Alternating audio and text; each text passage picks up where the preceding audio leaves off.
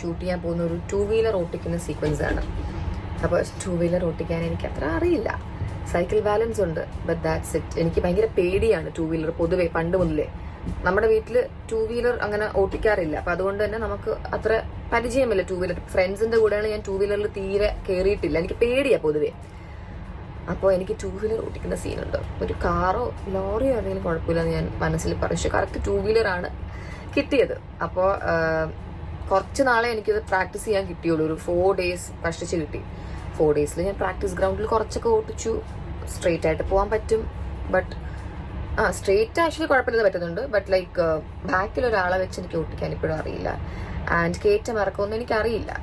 എനിക്ക് പറ്റുമെന്നും അറിയില്ല, പറ്റില്ല എന്നും അറിയില്ല.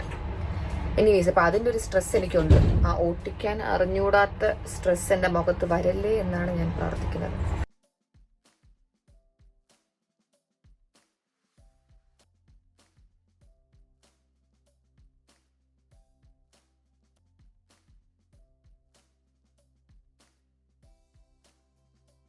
സ്കൂട്ടർ സീൻ കഴിഞ്ഞിട്ടുണ്ട്.